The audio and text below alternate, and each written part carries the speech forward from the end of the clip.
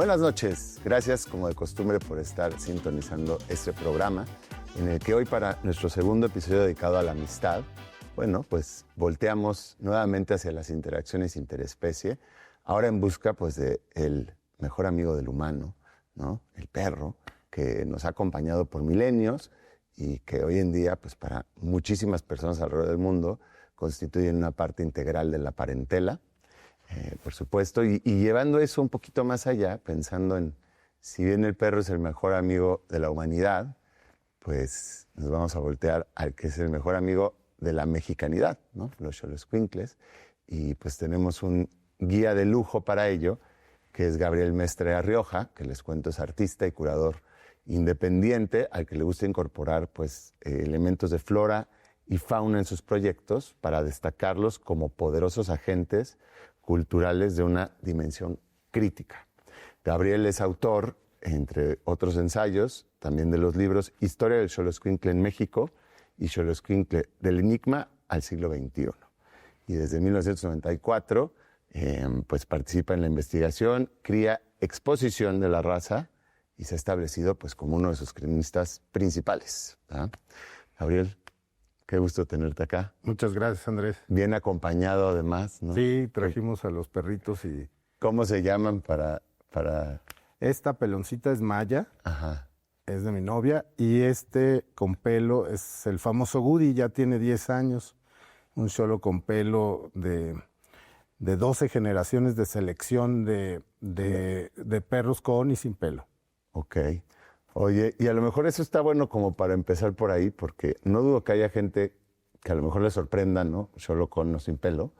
Pues por eso hablemos un poquito de la raza, pues. Uh-huh.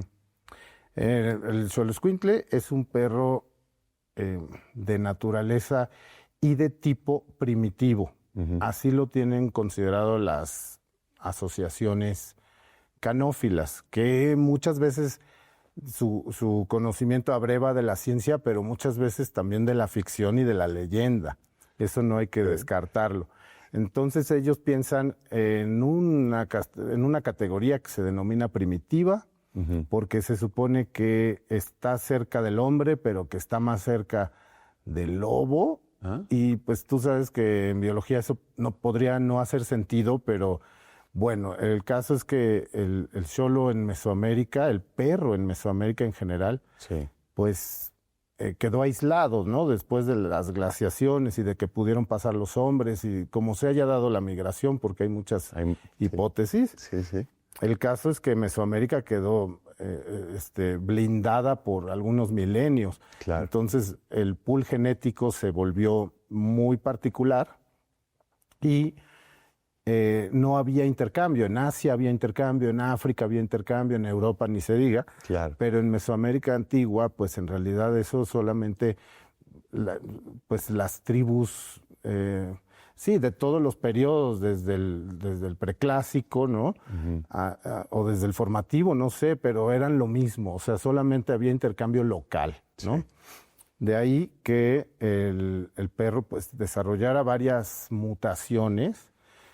Y una de ellas, la más visible quizá, es la carencia de pelo, pero no hay que olvidar también la de patas cortas, ¿no? Ah, claro, sí. Acondroplasia, que se llama, es una enfermedad como un enanismo de los caninos, ¿no? Uh-huh. Oye, y el gen del pelo, también algo tiene con los dientes, ¿cierto? Sí. O eso... Entre esas mutaciones, la carencia de pelo es... en medicina veterinaria le dicen la, ¿cómo se llama? Ya se me olvidó. ¿Alopecia? No, le dicen la displasia ectodérmica autosómica dominante. Está difícil, sí, también. Está complicado. El caso es que esa displasia ectodérmica sabemos cuándo afecta, que es en el ectodermo, pero en realidad no sabemos por qué se da. Sabemos que lo que afecta es un gen que se llama el FOXY3, ¿no? FOXY3. Que también existe en seres humanos y en otras especies, pero actúa diferente, ¿no? Uh-huh. Y en ese periodo del ectodermo se forma la piel, el pelo, los dientes Y el color. Claro, y entonces eso afecta. El color también se forma en otras etapas de la gestación, pero ahí también en el ectodermo empieza. Entonces, esto lo menciono con tanta atención porque es importante saber que el xoloescuintle como tipo de perro ya tiene una variedad de color amplia, porque estas mutaciones también, en el momento que afectan, tienen que tener una respuesta visual. De ahí que ya como raza el xoloescuintle, porque hay que diferenciar entre tipo y raza. Sí. El tipo de perro pelón mexicano, digamos, tiene una amplitud de colores. Y luego como raza, los canófilos decidieron cercenar un montón de colores. Tienen unos patrones así, sí. Que si estamos definiendo que en Mesoamérica antigua había muy poco intercambio genético, luego llegaron los españoles de ultramar y trajeron otro pool genético, es verdad, que eso no fue más que pues salud para la raza, porque en realidad lo que reportan en los códices los franciscanos y los tlacuilos es que ya había muchas mutaciones muy, muy cercanas a la extinción, como deleterias. El perro jorobado, el perro enano, ¿no? Todo eso, pues el perro sin pelo, todo esto, por eso la mutación es ectodérmica, autosómica y dominante, porque es semiletal. Ya. ¿No? En realidad esto no lo prepara mejor para la vida, no es no es algo pensado en el avance, es como una enfermedad, ¿no? Una curiosidad que se dio. Oye, y bueno, y pensando nada más también en Mesoamérica, tenía pues una cuestión simbólica, una cuestión de leyenda también, ¿no? El xolo. Claro. En Mesoamérica antigua, en realidad, pues Xolotl está presente por periodos y por otros no. O sea, debemos saber que todo lo que conocemos mejor, pues viene de los toltecas y de los mexicas y de los chichimecas atoltecados, ¿no? Entonces, el dios Xolotl, que mucha gente dice que es un hermano gemelo monstruoso de Quetzalcóatl, pensando que Quetzalcóatl es angelical, que pues la serpiente emplumada no da mucha confianza tampoco, ¿no?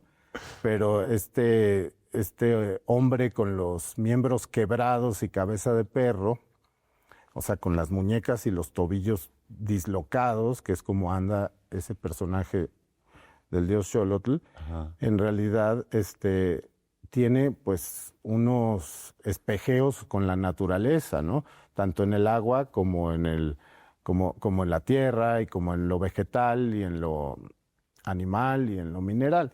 Entonces, en realidad, dicen que Xolotl es el hermano gemelo monstruoso de Quetzalcóatl, pero pues no vienen de la misma madre, ¿no? A Xolotl, algunas crónicas dicen que lo parió Coatlicue, igual que a Tonatiuh y que a Coyolxauhqui, y esa camada de dioses, ¿no? Pero Quetzalcóatl viene de Ometeotl, ¿no? Y Omecacíhuatl. Entonces, en realidad eso es como...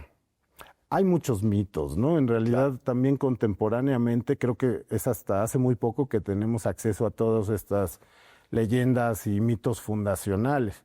Y luego se remitifica el mito, ¿no? Exactamente, de acuerdo con la narrativa, y eso es lo que pasa un poco. Como nos interesa, el relato, es como se va cambiando. De cualquier manera, el xoloescuintle, el axolotl o ajolote, el guajolote o huexolotl, son animales emparentados con ese dios, ¿no? Claro.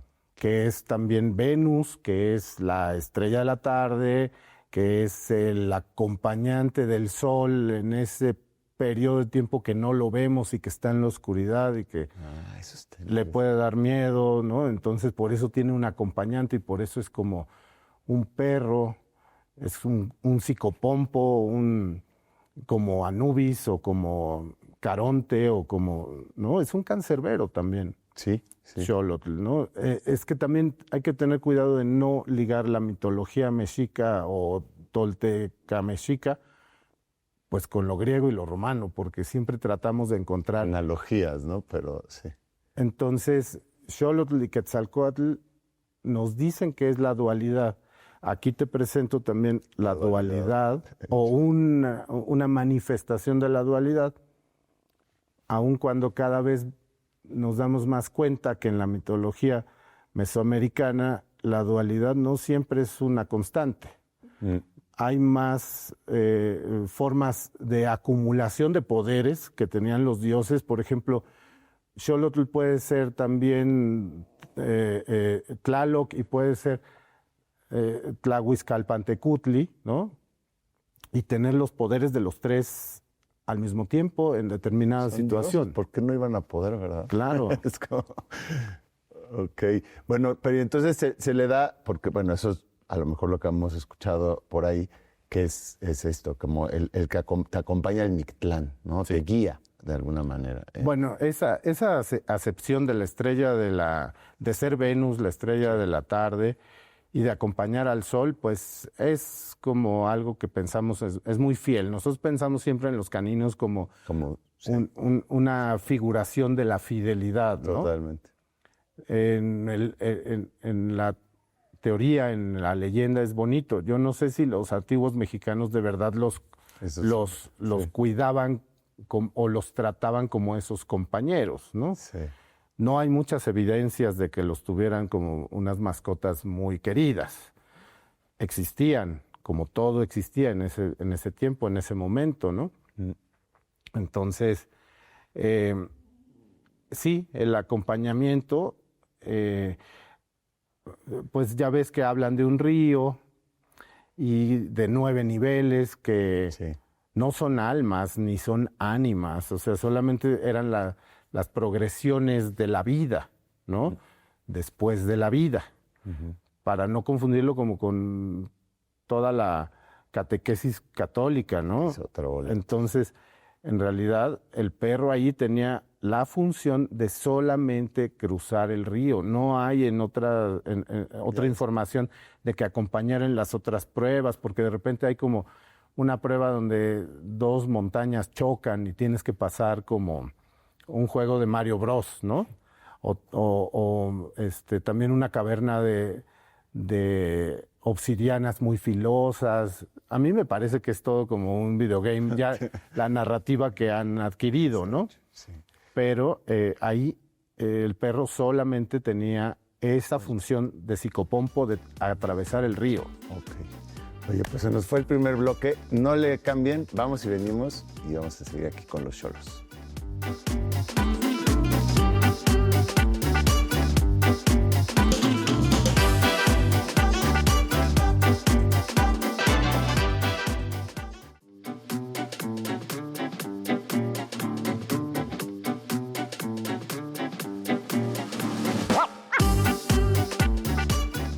Qué bueno que no le cambiaron, o se acaban de sintonizar, pues estamos aquí platicando con Gabriel y con Maya y sobre los xolos, por supuesto que sobre los xoloscuincles. Nos habíamos quedado un poco en el mundo prehispánico, pero bueno, ahora vamos a tener que hacer el salto al choque cultural, ¿verdad? De ultramar y todo lo que eso conllevó hasta que prácticamente se perdió la raza, ¿cierto? Después de siglos. Sí, se puede decir eso. El tema es que los primeros españoles, los que vinieron con Cortés, con mucha curiosidad, pues se dieron cuenta que había perros también. Claro. Haz de cuenta que en ese momento no había muchos, porque tampoco había tanta proteína para alimentarlos, claro, aunque también les dieron de comer maíz, eso es cierto, pero pues en los asentamientos humanos tenía que haber como señores muy importantes para que hubiera... Ajá, y no los tenían como en casa, sino que satelitaban el asentamiento humano y ellos limpiaban. Y ahí en esa manadita del asentamiento humano puedes darte cuenta que había uno con pelo, uno sin pelo, uno enano acondroplásico, uno mitad y mitad, ¿no? Era variopinto, entonces les llamaban mucho la atención y los españoles denominaron que eran razas, aunque en realidad era el mismo tipo de la misma piscina genética. Eso pasa como sin pena ni gloria y como por ahí del principio del 17, se dan cuenta que pues los indios estaban siendo gobernados por indios al principio, luego por los virreyes, luego eso se empezó a corromper de alguna manera más y más. La Inquisición desde el principio llegó, ¿no? Y entonces fueron removiendo una por una las llamadas idolatrías, ¿no? Sí. Entonces el perro pues también tenía como alguna función en los ritos de fertilidad y funerarios, y entonces pues ya se les hizo fácil prohibirlos, ¿no? Aunque no había tantos, Sí. y no eran tan un problema. A ver, ya te quieres ir. Sí. Los, ¿cómo se llama?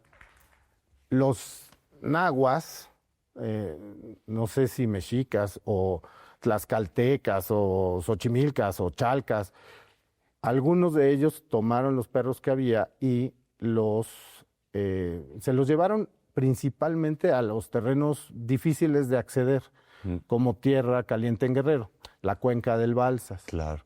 Entonces, ahí es donde al principio del siglo XX, los grandes rescatadores de la raza, los que en realidad reinteresan al mundo, no son los canófilos, son los artistas.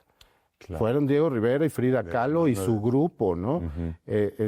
Miguel Covarrubias, Rosa Rolanda, su mujer, no sé, hasta Chabela Vargas, ¿no? Yo pude platicar con Chabela Vargas, con Dolores Olmedo, con esa gente al principio de los 90 que ya era muy mayor, y ellos nos hablaban de que sí, en realidad en esas tertulias en Coyoacán llegaba la gente desde Tierra Caliente y le llevaban un cachorrito a Diego Rivera y a Frida y le decían, no, pues se los traje. Luego William Spratling, que es el arquitecto americano que se asienta en Taxco y que hace el boom de plata tasqueño, él también era un mexicólogo de esos del principio del siglo XX. Como había egiptólogos, había mexicólogos. Y él también se dio cuenta que en esa región él volaba avionetas y todo y podía llegar a los ejidos más distantes. Entonces también empezó esa recuperación, y por ese lado como los angloparlantes, los americanos, y después los ingleses, Norman Pellman Wright, que es coronel agregado militar de la Embajada de Inglaterra en México, hace todo toda una verdadera expedición con el nombre de Vamos a recuperar al Xoloescuintle. Entonces, pues muy a la usanza de los ingleses, que son los verdaderos inventores de la canofilia victoriana y que les encantaba andar recuperando razas para hacer este catálogo más grande, ¿no? De ahí que la Asociación Canófila Mexicana es un proyecto conjunto.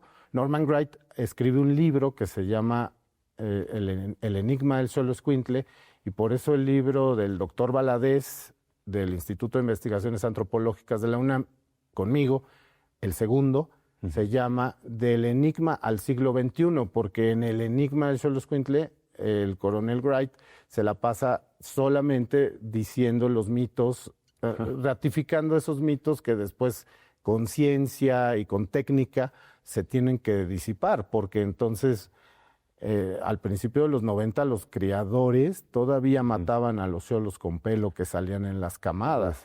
Sí. Hoy en día sabemos que la genética es mixta y que en una camada pueden nacer con y sin pelo y que tienen la misma carga y que son necesarias las dos variedades. Claro. Por eso también es importante no remover los colores, porque también si la piscina genética ya es poca, si le vas quitando individuos... Las sentencias. Las sentencias a una extinción, ¿no? Claro. El xolo se dice que ya no está en extinción, pero vamos a ver. Hay muchos perros sin pelo, sí. No todos los perros sin pelo son xoloescuintles. No todos los xoloescuintles son pelones. Hay unos con pelo también. Claro. Y todo eso pues ya depende de la selección con la que se vaya llevando. Y esa selección eventualmente pues dará una idea de genuinicidad, no de pureza, porque pues hablar de pureza en los perros y en los humanos es una locura, pero sí como de algo genuino que se ha venido construyendo y trabajando en esta tierra, ¿no? Uh-huh. Oye, y bueno, eso nos trae al siglo XXI, que bueno, mal que bien ahí ya los ves, ¿no? Son parte de, y se ha recuperado como un símbolo, si quieres, un poco metafórico y así libertino, pero símbolo al fin. Sí. Y, buena descripción. Y están empujando un poco ahora lo de que haya un día del Xoloscuintle, ¿cierto? Sí, ese es el proyecto. Eso ya va a pasar, ya está muy hablado desde hace varios sexenios, se propuso, no podía cuajar porque las leyes no aceptaban como darles estatus de genuinicidad o de ser parte de un lugar a los animales vivos. Ahora eso ya cambió. Uh-huh. Se trató hace un par de sexenios que el Xoloscuintle fuera la mascota de la Ciudad de México.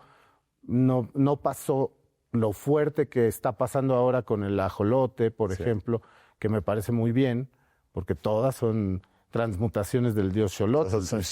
Si te gusta el Xoloscuintle, te gusta ese lado más oscurón, ¿no? Sí. Entonces, en realidad sí, ahora parece que va a pasar. Había un día como que estos antiguos canófilos de los años 50 habían considerado, pero era el 1 de mayo, que era muy inconveniente porque es el Día del Trabajo. Sí, claro. Entonces, ahora se propuso el 27 de octubre, que además es el Día de los Animales Sintientes, ¿no? O de los seres sintientes, porque todos los animales sienten.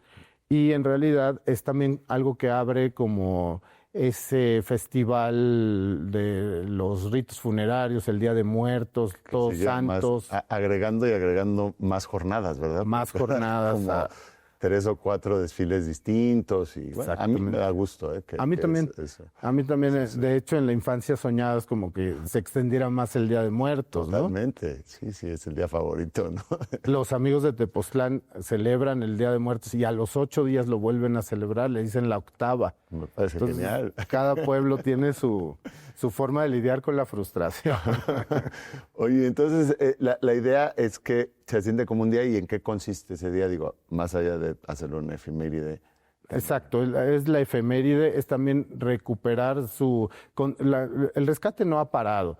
Después de que los ingleses en los años 50 van a la cuenca del Balsas, nosotros en el principio de los 90 con el equipo del Instituto de Investigaciones Antropológicas del Laboratorio de Paleozoología, vamos a los mismos lugares. Ah, sí. Y tratamos de expandir un poco más la búsqueda. Pues también encontramos a los xolos así.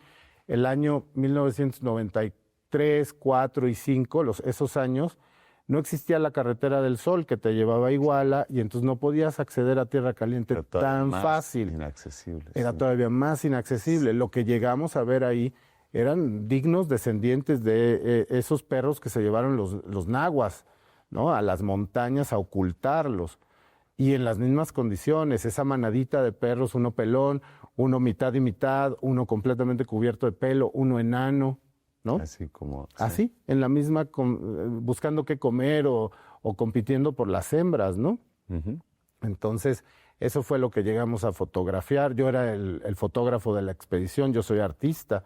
Uh-huh. Y los biólogos pues llegaban a hacer otro tipo de levantamientos, de mediciones, etcétera.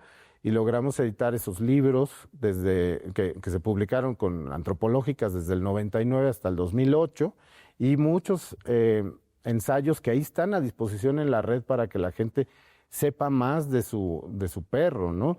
Entonces, pues eso, lo que vamos a hacer el Día Nacional del Xoloscuintle es poder realmente seguir presentándolo con la gente. Parece que ya es parte del paisaje, pero sin duda somos muchos mexicanos que nunca han visto uno. Totalmente, ¿no? Sí.